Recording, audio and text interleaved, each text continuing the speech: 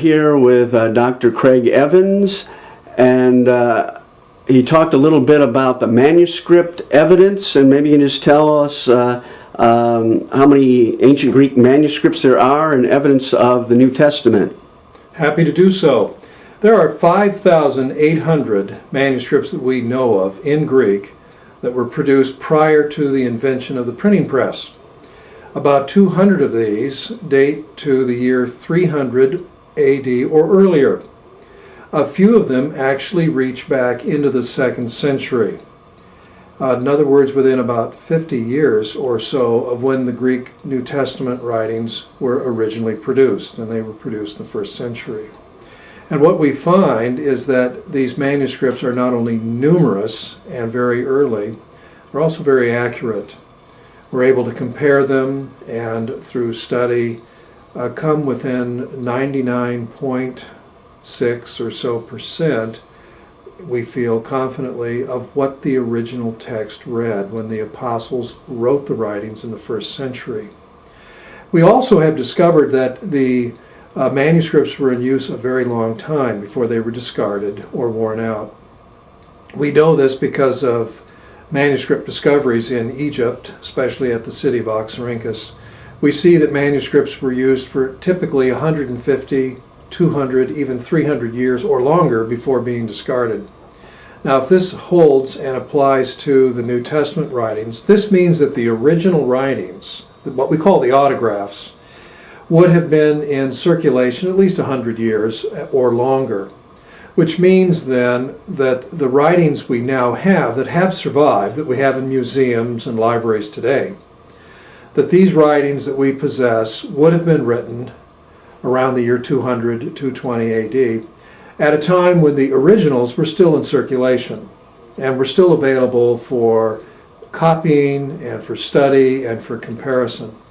This strongly encourages us to believe that indeed the manuscripts do preserve the original text faithfully, and we should have every confidence that the Greek New Testament that we now possess, on which is based, of course, modern translations, English, German, whatever, that the text is faithful and accurate. And there is no room for this, or cause for this extreme skepticism that we've heard in recent years about there being so many mistakes in the manuscripts that we really don't know how the text originally read.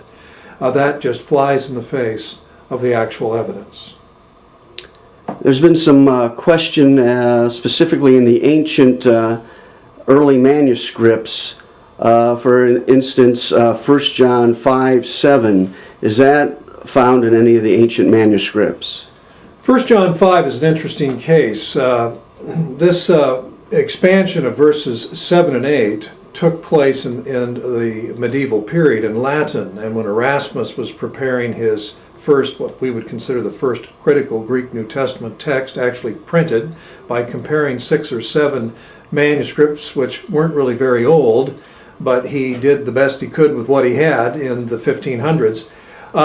He was pressured to include this expanded Trinitarian passage, and he did in the 2nd edition of his New Testament. However, this is an example of pressure coming from without to make a text conform with Christian doctrine. But it's quite misleading to say that this spurious expansion gave rise to the doctrine of the Trinity, because it's actually the reverse. The doctrine of the Trinity is found in other scriptures, the Trinitarian formula, for example, the Great Commission in Matthew 28. And it became expressed and articulated in later creeds in the 4th and 5th centuries, and it entered the text later. So to say that a spurious expansion, 1 John 5, gave rise to the doctrine of the Trinity is very anachronistic and inaccurate.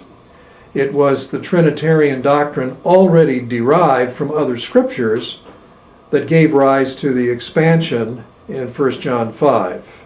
I know that a well-known skeptic in recent years has implied otherwise, but that is quite misleading. Another one is, I believe, P66, where it leaves out in John chapter 8 the woman taken in adultery. What would your comments be? Well, now that's an interesting passage. The woman caught in the act of adultery. It begins with the last verse of John 7, 7:53, and then extends into the first 11 verses of John chapter 8, at least the way the Gospels were, you might say, versified, chapters and verses in a later period. The original manuscripts, of course, didn't have chapters and verse numbers.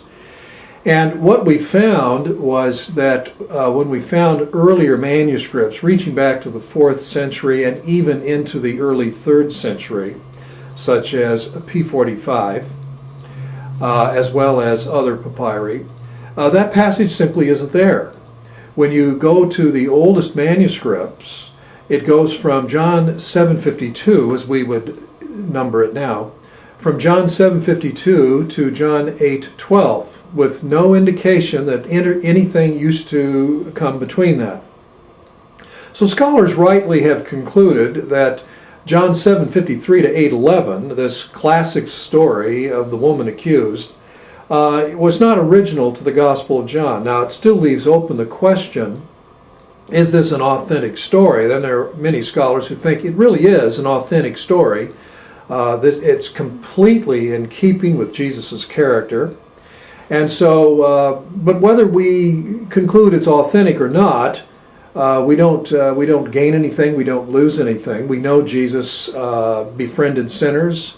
We know he extended forgiveness to sinners. We know also that he charged with hypocrisy those who accused others.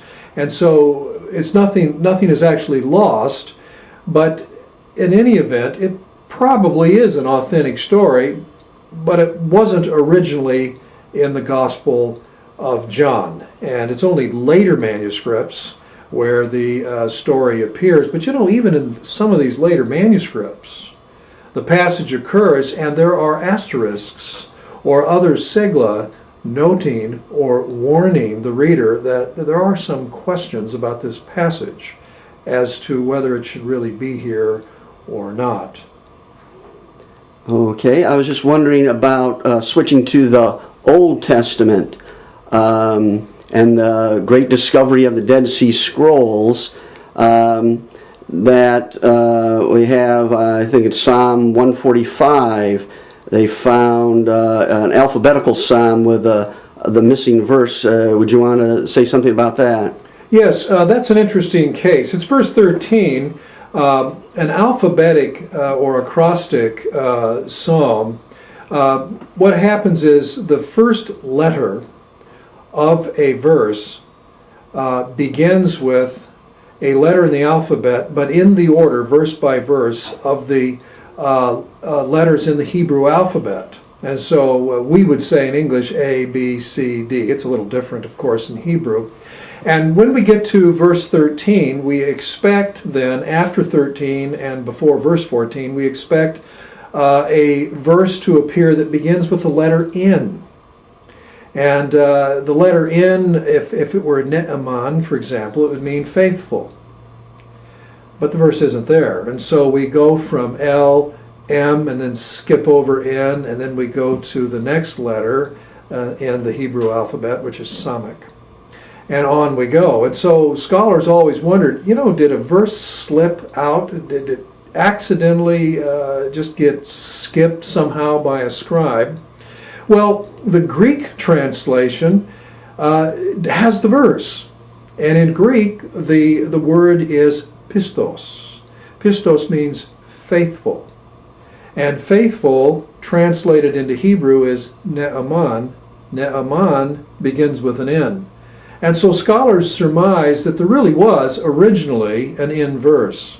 Well, when the Dead Sea Scrolls were discovered, we happened to find a psalm scroll. There were several. And this particular scroll included Psalm 145. Well, it wasn't surprising at all to find there's the N verse, Ne'eman, which read just like the Greek. And so now we were able to recover one line of lost Hebrew text, and now we have Psalm 145 complete. Also, in the book of Samuel, there seems to be they found a lost paragraph. And could you say something about that?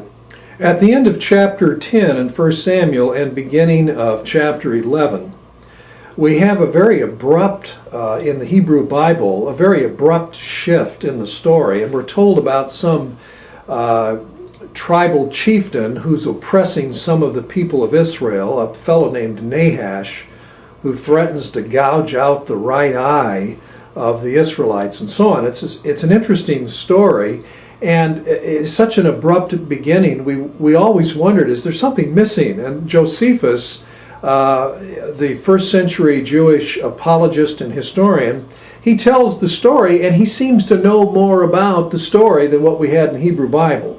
So we wondered if something was missing, and sure enough, in Cave 4 at Qumran, Cave 4, the cave that had about 600 of the 900 Dead Sea Scrolls in it, discovered in 1952. Well, what we discovered in the Samuel scroll from Cave 4 were, we would probably number 3 or 4 verses or so equivalent.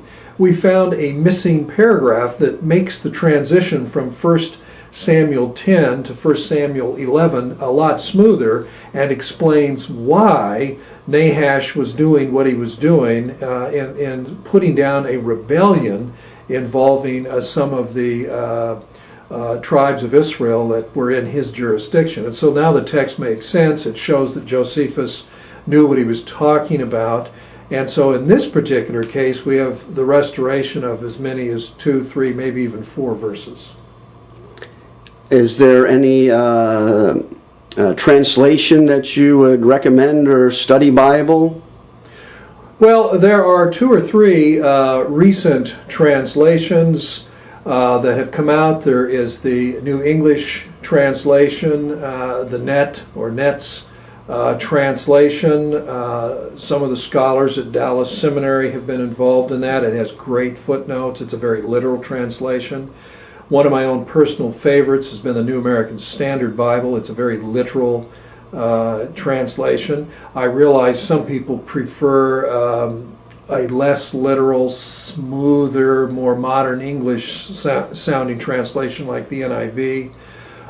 So it's difficult to recommend one particular translation because it has a lot to do with who's reading it.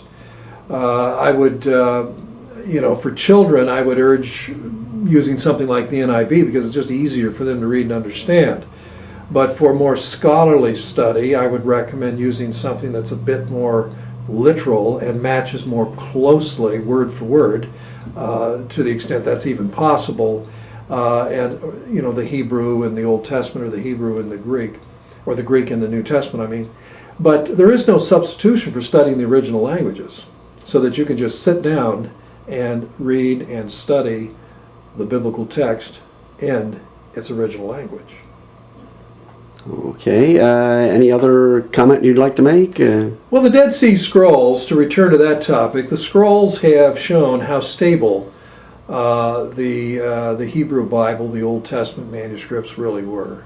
The oldest complete Hebrew Bible that we had prior to the discovery of the scrolls dated to the year 1008 AD. And then we, thanks to the scrolls, we go all the way back to 100 BC, 200 BC. That's a huge leap back in time, and where we recover hundreds and hundreds of years and get much closer to the originals.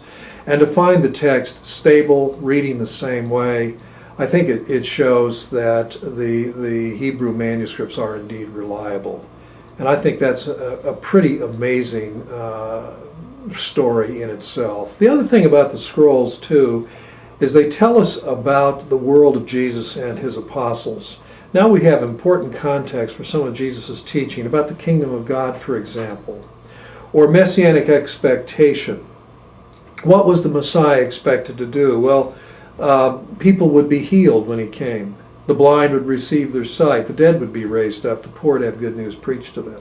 Heaven and earth would obey God's Messiah. That's an astonishing statement. That's a text number 521 found in the 4th cave. Well, That's what we see Jesus doing. That's how he replies to John the Baptist when John was in prison and discouraged, and sent messengers and asked him, "Are you the Christ? Are you the one who is coming?" And Jesus says, "Go back and tell John what you're seeing. The blind regain their sight, the lame can walk, lepers are cleansed, dead are raised up, and the poor have good news. Preach to them." And so what Qumran shows us is that Jesus really did possess a messianic self-understanding, and he was answering these expectations. Not violently, not threatening to destroy the Roman Empire as some hoped, but was indeed fulfilling the prophecies of Isaiah, and was really living up to the prophecy of the coming servant Messiah who would heal God's people. And so the scrolls I could go on and on, how the scrolls shed light on the Apostle Paul and his teaching, or on the letter of James, or on the letter of Hebrews, on the hope of a new city, a new Jerusalem expressed in the book of Revelation. The scrolls offer us a gold mine of information and insight into the world of Jesus in the early church. Any key book you'd recommend on that topic?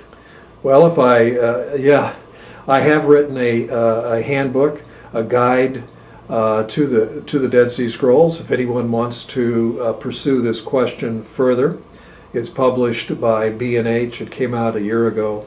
A guide to the Dead Sea Scrolls. It's part of the Holman Quick Source series, and that's what it's intended to do, to help people and lead them by the hand through this very important discovery, all of the different scrolls, what light they shed on the Bible, what light in his world, his apostles, various writings in the New Testament.